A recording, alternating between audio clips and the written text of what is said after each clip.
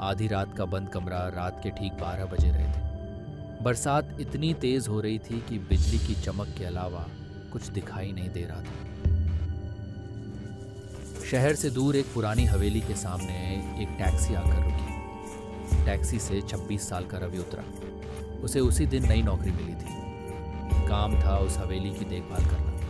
हवेली के मालिक विदेश में रहते थे और उन्होंने रवि को 1 महीने तक वहां रहने के लिए कहा था। टैक्सी वाला जल्दी जल्दी सामान नीचे उतारने लगा। भैया जल्दी अंदर जाइए और अगर हो सके तो रात में बाहर मत निकलना। रवि हंस पड़ा। क्यों, भूत प्रेत हैं क्या यहाँ? टैक्सी वाला कुछ सेकंड चुप रहा। भूत है या नहीं ये तो नहीं पता, लेकिन रात के बाद उस हवेली के तीसरे फ्लोर पर कोई नहीं जाता। इतना कहकर वह तुरंत चला गया। रवि ने सोचा गांव के लोग हमेशा ऐसी बातें बनाते रहते हैं। वह अंदर चला गया। हवेली बहुत बड़ी थी। पुरानी तस्वीरें, लकड़ी की सीढ़ियां और हर तरफ धूल जमी हुई थी। रात के 1 बजे तक उसने अपना कमरा साफ किया और सोने की तैयारी करने लगा। तभी थक थक थक ऊपर से किसी के चलने की आवाज आई। रवि ने घड़ी देखी, 1:15 रात। उसने सोचा शायद कोई जानवर होगा, लेकिन अगले ही पल थक थक थक। इस बार आवाज बिल्कुल उसके सिर के ऊपर से आ रही थी। तीसरा फ्लोर। उसे टैक्सी वाले की बात याद आई, लेकिन जिज्ञासा डर से भर गई। उसने टॉर्च उठाई और सीढ़ियों की तरफ बढ़ गया। जैसे जैसे वह ऊपर जा रहा था, हवेली का तापमान कम होता जा रहा था। तीसरे फ्लोर पर पहुंचते ही उसे एक लंबा गलियारा दिखाई दिया। गलियारे के आखिर में एक कमरा था। दरवाजे पर मोटे अक्षरों में लिखा था, इसे कभी मत खोलना। रवि मुस्कुराया। यही होगा लोगों के डर का कारण। उसने दरवाजा धक्का देकर खोल दिया। कमरा खाली था। बस बीच में एक पुरानी लकड़ी की कुर्सी रखी थी और कुर्सी के सामने एक बड़ा आईना। रवि ने पूरा कमरा देखा। कुछ नहीं था। वो वापस जाने लगा। तभी धड़ाम, दरवाजा अपने आप बंद हो गया। रवि घबरा गया। उसने दरवाजा खोलने की कोशिश की, लेकिन दरवाजा नहीं खुला।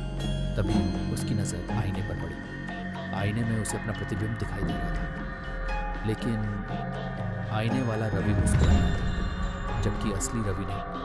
रवि के हाथ कांपने लगे। आईने वाला रवि धीरे धीरे हाथ हिलाने लगा। फिर उसने अपने होंठ हिलाए, लेकिन आवाज कमरे में नहीं, सीधे रवि के कानों में गूंजी। आखिर तुम आ ही गए। रवि पीछे हट गया। कौन हो तुम? आईने वाला रवि मुस्कुराया। मैं यहाँ पिछले 20 साल से बंद हूँ और अब तुम्हारी बारी है। अचानक आईने से एक हाथ बाहर निकला। रवि चीखा और पीछे गिर पड़ा। फिर दूसरा हाथ, फिर पूरा शरीर। कुछ ही सेकंड में आईने से बिल्कुल रवि जैसा एक आदमी बाहर आ चुका था। वह बिल्कुल उसकी तरह दिखता था। एक जैसी आवाज, एक जैसा चेहरा, यहाँ तक कि कपड़े भी वही थे। नकली रवि मुस्कुराया। अब मैं बाहर जाऊंगा और तुम यहाँ रहोगे। असली रवि दरवाजे की तरफ भागा, लेकिन दरवाजा अपने आप खुल गया। बाहर पूरा गलियारा गायब था। वहां सिर्फ अंधेरा था। पीछे से आवाज आई, भागकर कहाँ जाओगे? रवि ने मुड़कर देखा।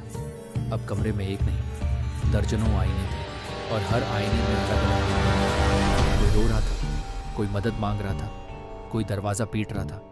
तभी एक बूढ़े आदमी ने आईने के अंदर से चिल्लाकर कहा, मत रुकना, उसे बाहर मत जाने देना। रवि ने देखा कि नकली रवि धीरे धीरे दरवाजे की ओर बढ़ रहा था। अगर वह बाहर निकल जाता तो शायद कोई भी पहचान नहीं पाता कि असली कौन है। रवि ने पास पड़ी कुर्सी उठाई और पूरी ताकत से आईने पर दे मारी। धड़ाम, आईना टूट गया। एक भयानक चीख पूरी हवेली में गूंज उठी।